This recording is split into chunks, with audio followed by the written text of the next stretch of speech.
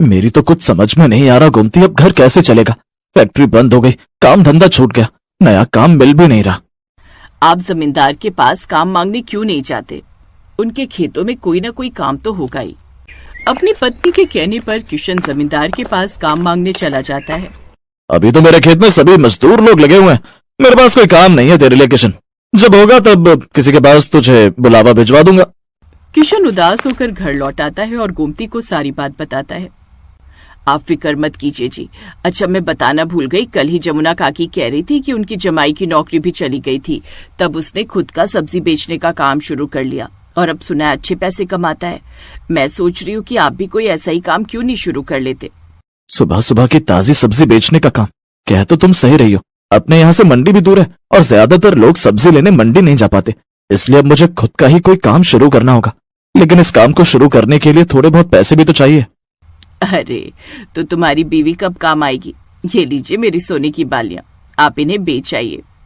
किशन वो सोने की बालियां बेचकर थोड़े पैसे ले आता है। फिर उसमें से कुछ पैसों से वो पहले एक ठेला खरीद लेता है। फिर अगले दिन सुबह 4 बजे तड़के जागकर मंडी से कुछ ताजा सब्जियां सस्ते रेट में ले आता है और सुबह 5 बजे सब्जियां बेचने लगा। ताजी ताजी सब्जियां ले लो, बैंगन, गोभी, पालक, भिंडी, करेले। ग्राहक उसकी ताजा सब्जियां देखकर खुश हो गए और उससे सब्जियां खरीदने लगे। पहले दिन ही उसकी ठीक कमाई हो गई। घर आकर गोमती को उसने ये बात बताई। जानती हो गोमती, सुबह एक भी ठेला वहां पर नहीं था जिसका मुझे बड़ा फायदा हुआ। ऊपर से मेरी ताजी सब्जियां देखकर तो वो और भी खुश हो गए। माता रानी का लाख लाख शुक्र है। उस रोज के बाद किशन के ग्राहक बन गए। अब सब कुछ अच्छा चल रहा था, लेकिन फिर एक रोज सुबह सुबह जब किशन सब्जियां बेचने के लिए जाने लगा तो अचानक उसकी तबीयत बिगड़ गई और वो जमीन पर चक्कर खाकर गिर पड़ा। अरे अरे, ये क्या हो गया आपको? गोमती उसे जल्दी से अस्पताल लेकर गई। देखिए, अंदर ही अंदर इन्हें बुखार था जिस कारण ये हुआ। ये अंदर से काफी कमजोर है और बुखार ने अंदर से इन्हें जकड़ लिया, इसलिए कुछ महीने इन्हें बिस्तर पर ही रहना होगा।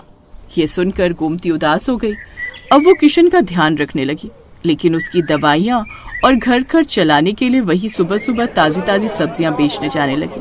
किशन के ग्राहक तो उससे सब्जी लेकर जाते ही साथ ही कुछ औरतें भी उससे सब्जी लेने लगी। फिर एक रोज एक औरत गोमती के पास आती है जिसका नाम मेघा था। वो गर्भवती थी और सुबह सुबह टहलने के लिए निकलती थी। मेघा का नियम था, वो गोमती से ताजी सब्जियां लेती हुई ही घर जाती थी। गोमती, मैंने तुम्हें कच्चे आम बोले थे, लाई हो क्या? हाँ हाँ मेघा दीदी, आपके कच्चे आम मैंने पहले ही अलग ले लिए थे। ये देखो ताजे ताजे कच्चे आम। अरे वाह, इन कच्चे आमों को देखकर तो मेरे मुंह में पानी आ रहा है। वैसे कुछ भी कहो, सुबह सुबह की ताजी सब्जी की सुगंध ही अलग होती है, जो पूरे बाजार में सिर्फ तुम्हारे ठेले पर ही मिलती है। मुझे लगता है तुम बहुत मेहनत से सुबह सुबह बड़ी मंडी से ताजी सब्जियां लाती हो। कितने बजे उठ जाती हो गोमती? मेघा दीदी, रात को देर से सोती हूँ और आप तो जानती ही हो बंटी के पापा की तबीयत ठीक नहीं रहती, पूरे घर का काम देखना होता है। फिर सुबह सुबह मंडी निकलती हूँ 5 बजे उठकर, उसके बाद घर जाना ही नहीं होता, सीधी यहीं आ जाती हूँ और ठेला तैयार करती हूँ। और कोई सब्जी चाहिए, दे दूं क्या? और आज आप अकेले आए हो? अक्सर तो आपके साथ अमर भैया होते हैं। हाँ, अमर को कुछ दिनों के लिए ऑफिस के काम से बाहर जाना पड़ा, आ जाएंगे बोल रहे हैं। वैसे मैंने माँ को बुला लिया है, अकेली होती हूँ ना घर पर तो मन ही नहीं लगता। एक काम करो, मैं तुम्हें सब्जियां बता देती हूँ, क्या तुम रोजाना मेरे घर पर ताजी सब्जियां दे जा सकती हो? अब चला नहीं जाता, पूरा टाइम है ना इसलिए। हाँ हाँ, आप चिंता मत करो मेघा दीदी, मैं रोजाना सुबह सुबह की ताजी सब्जी आपके घर पहुंचा दिया करूंगी। इस हालत में आप अपना ख्याल रखो और किसी भी चीज की जरूरत हो तो मुझे वो भी कह देना, मैं ला दिया करूंगी। मैं तो बड़ी मंडी जाती रहती हूँ। बहुत बहुत धन्यवाद गोमती, नहीं तो आजकल इतना कौन करता है। ठीक है, अब मैं चलती हूँ, ये मेरा फोन नंबर है, मैं तुम्हें सब्जियां बता दिया करूंगी, तुम पहुंचा दिया करना। ठीक है दीदी, इसमें अपना नंबर आप खुद ही डाल दो, मुझे डालना नहीं आता। हाँ हाँ लाओ। मेघा अपना नंबर गोमती के फोन में सेव कर देती है और उसका नंबर भी अपने फोन में ले लेती है। मेघा गोमती को फोन पर बता देती थी कि उसे सब्जी में क्या चाहिए। हेलो, हाँ मेघा दीदी, ठीक है, मैं अभी ठेले पर पहुंचूंगी ना तो पहले आपकी सब्जियां ही अलग करके दे जाऊंगी, उसके बाद ठेला लगा लूंगी।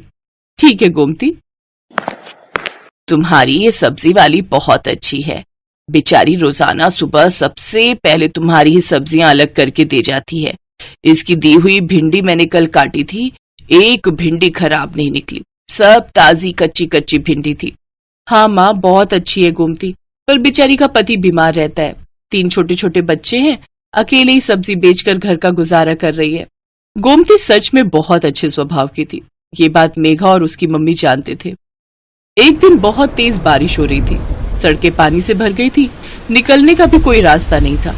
गोमती सब्जियां तो ले आई थी पर ठेले पर नहीं लगा रही थी। आज तो बारिश ने परेशान कर दिया, सोच रही हूँ ठेला रुक कर लगाऊं, सड़कों पर पानी भरा हुआ है, कोई सब्जी लेने नहीं आएगा, थोड़ी देर बाद ही लगाऊंगी। अभी सारी सब्जी की बोरियां यहीं साइड में रख देती हूँ। एक काम करती हूँ, मेघा दीदी ने कल कच्चे आम बोले थे और बाकी सब्जियां भी तब तक उन्हें दे आती हूँ। आज उनका फोन भी नहीं आया, उन्हें लगा होगा कि मैंने बारिश के चलते सब्जी नहीं लगाई होगी। बारिश का पानी भी थोड़ा उतर जाएगा, बोरियां यहीं ठेले पर बांध जाती हूँ। गोमती ने सब्जी की बोरियां ठेले पर बांध दी और ठेले को जंजीर से बांधकर वो सब्जियां देने के लिए मेघा के घर चली जाती है। पर वो देखती है कि मेघा की तबीयत बहुत खराब है और जिस डॉक्टर से उसका इलाज चल रहा है वो उसका फोन नहीं उठा रही है। अस्पताल में भी कोई फोन नहीं उठा रहा, जिस वजह से मेघा और उसकी मम्मी बहुत परेशान हो रहे थे। मम्मी, कोई भी फोन नहीं उठा रहा, मेरा दर्द बढ़ता जा रहा है, मुझे लग रहा है मेरा लेबर पेन स्टार्ट हो गया है। मुझे भी यही लग रहा है कि तुम्हारे बच्चे का दर्द शुरू हो गया है। एक तो बारिश में कोई कैब भी बुक नहीं हो रही। आंटी जी, आप चिंता मत करो, यहाँ थोड़ी दूरी पर ही मेरी जान पहचान वाले एक ऑटो वाले भैया रहते हैं, मैं अभी उन्हें लेकर आती हूँ। मुझे लगता है आज बारिश की वजह से वो काम पर नहीं गए होंगे। गोमती उस ऑटो वाले के घर जाती है जिसे वो जानती थी। बारिश की वजह से ऑटो वाला भैया आज काम पर नहीं गया था। गोमती के कहने पर वो अपना ऑटो निकाल लेता है। वो सब मेघा को अस्पताल ले जाते हैं। गोमती मेघा की मम्मी के साथ वहीं रहती है। बारिश भी अब रुक चुकी थी, पानी सड़कों से उतर गया था। मेघा के हस्बैंड को जब ये बात पता चलती है तो वो सीधा हॉस्पिटल ही आ जाता है। मेघा एक बेटी को जन्म देती है। थैंक यू गोमती, अगर आज तुम ना होती तो न जाने कितनी परेशानी हो जाती। अमर, तुम्हें पता है गोमती ही ऑटो वाले भैया को लेकर आई थी।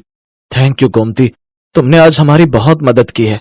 इसमें थैंक यू की कोई बात नहीं है भैया, ये तो मेरा सौभाग्य है कि मैं मेघा दीदी की मदद कर सकी और मैं बहुत खुश हूँ कि मेघा दीदी ने इतनी प्यारी सी गुड़िया को जन्म दिया है। अब तो मैं मिठाई खाऊंगी। गोमती को ध्यान ही नहीं रहा, वो अपना ठेला और सब्जियां सुबह से छोड़कर आई हुई थी। सब सब्जी वाले बारिश की वजह से वहां से जा चुके थे। गोमती देखती है उसका ठेला और सब्जियां कोई चोरी करके ले गया। गोमती बहुत रोती है। ये बात जब मेघा और अमर को पता चलती है तो वो गोमती की मदद करते हैं। गोमती, हमारी अपनी दुकान कब से खाली पड़ी थी, अब तुम हमारी दुकान को अपनी सब्जी की दुकान बना लो। अब से तुम दुकान पर बैठकर सब्जी बेचा करो और टेंशन मत लो, हम तुमसे दुकान का कोई किराया नहीं लेंगे, तुम आराम से अपनी सब्जी की दुकान चलाओ। गोमती की आंखों में खुशी के आंसू आ जाते हैं। कुछ समय बाद गोमती का पति किशन भी ठीक हो जाता है। अब वो दोनों मिलकर मेहनत से सब्जी की दुकान चलाने लगे। दुकान बनने की वजह से गोमती के पास और भी ग्राहक बढ़ गए।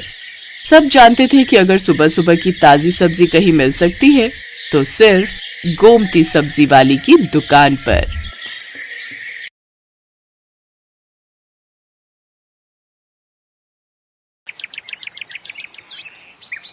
हाँ भाई, तो बताओ क्या ऑर्डर करूं तुम्हारे लिए? कुछ भी नहीं, मैं टिफिन लेकर आई हूँ जैसे रोज लाती हूँ। और सुनो, तुम भी अपने लिए कुछ मत मंगवाओ, मैं तुम्हारे लिए खाना बनाकर लाई हूँ अपने हाथों से। अच्छा, अरे वाह वाह, लाओ फिर। और फिर सिया ने अपने बैग से एक बड़ा सा टिफिन बाहर निकाला और विशाल जल्दी से उसे खोलने लगा। सिया, ये क्या बनाया तुमने? ये पालक का सूप है और ये लौकी की सब्जी, बिल्कुल कम मसाले में बनी हुई। ये खीरे का रायता और इन सब के साथ खाने के लिए ये मल्टीग्रेन आटे की रोटियां। तो शुरू करें? हाँ करते हैं। लगता है हरा रंग तुम्हारा फेवरेट है। नहीं तो, पर ऐसा क्यों लगा तुम्हें? देखो ना, यहाँ सब कुछ हरा है, सूप, सब्जी, सलाद और तो और ये रोटियां भी हरी बना कर लाई हो तुम। देखो। अरे हाँ, एक्चुअली वो सूप बनाने के बाद थोड़ी सी पालक बच गई थी तो मैंने रोटियों के आटे के साथ गूंथ दी, इससे ये और हेल्दी बन गई। तुम खाओ ना, अब किसका वेट कर रहे हो? सिया का मन रखने के लिए विशाल ने उसके टिफिन से थोड़ा बहुत खाना खाया और फिर सब कुछ बढ़िया है। सिया, मुझे अभी याद आया, आज घर जल्दी पहुंचना है, कुछ काम है, तो मैं चलूं?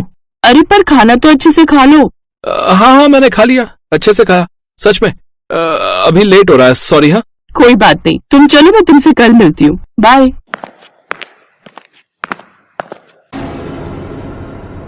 ओ भाई, ओ जल्दी से एक पेटीज, और एक पेस्ट्री निकाल दे। और सुन, एक गर्मा गर्म चाय भी, मलाई मार के। ओ भाई ओ, भटेगा क्या है? अभी तो तू सिया के साथ उसका टिफिन खा रहा था और अब यहाँ आकर पेटीज और पेस्ट्री।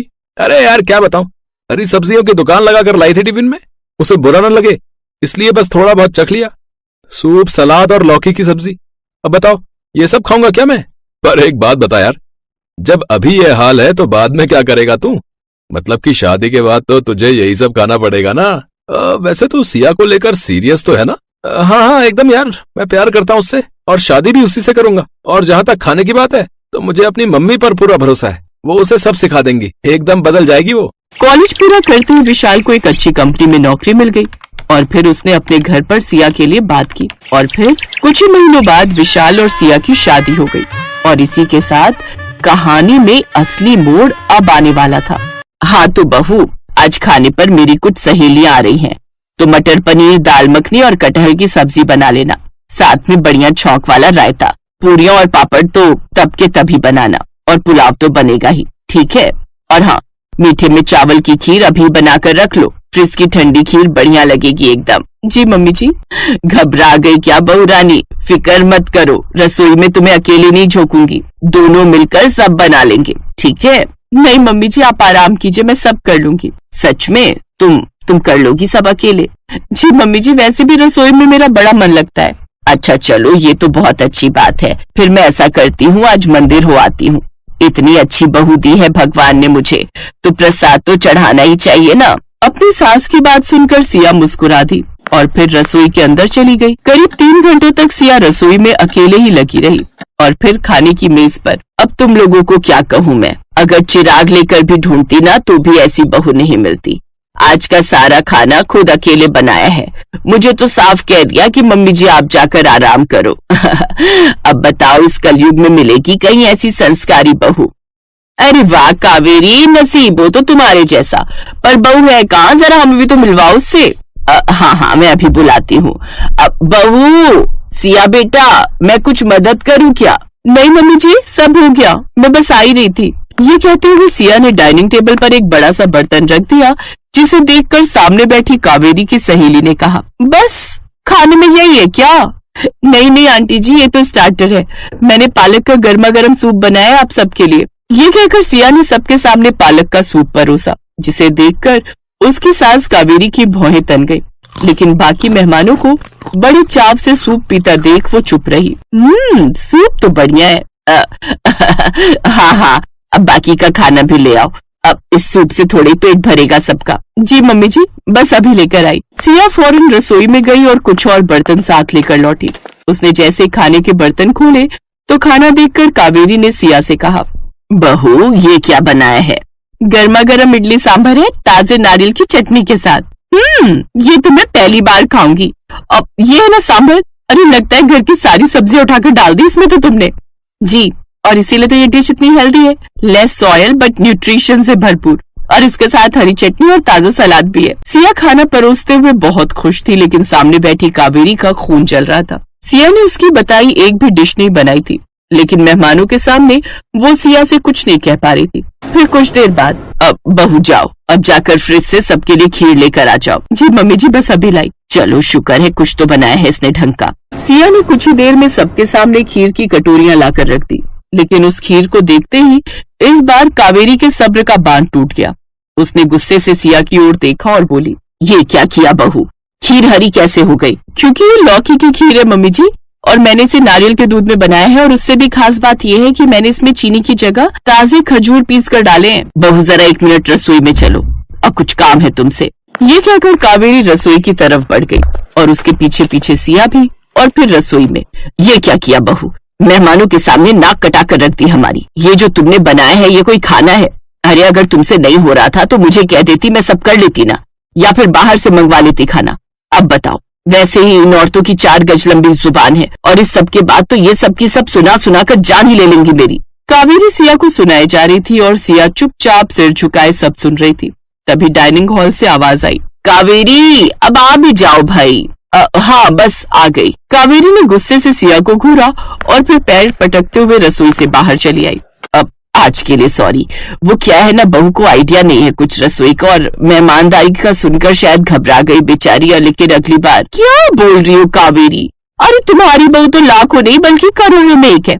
कसम से यहाँ आने से पहले मैं इतना घबरा रही थी कि आज फिर हैवी खाना हो जाएगा और मेरा शुगर लेवल फिर से बढ़ जाएगा। लेकिन सच में तुम्हारी बहू ने स्वाद और सेहत से भरा ऐसा खाना खिलाया कि मजा ही आ गया। बिल्कुल सही कहा। तुम सिया को कहना कि टाइम निकाल कर जरा मेरी बहू को भी कुछ सिखा दे। कावेरी, ओ कावेरी, कहाँ खो गई? क्या? हाँ, सच में तुम लोगों को आज का खाना इतना पसंद आया क्या? अरे पसंद नहीं, बहुत पसंद आया। सच कावेरी, भाग खुल गए तुम्हारी सिया जैसी गुणी बहू पाकर। चलो अब हम चलते हैं, बाय। अपनी सहेलियों की बातें सुनकर कावेरी हैरान रह गई। इसके बाद से रसोई की पूरी जिम्मेदारी कावेरी ने सिया को सौंप दी और इस तरह सिया ने अपने पक्के इरादे से न सिर्फ अपने ससुराल वालों की सोच को बदला बल्कि अपने ससुराल की तेल मसाले से भरी अनहेल्दी रसोई को हरी भरी सब्जियों वाली हेल्दी रसोई में बदल दिया।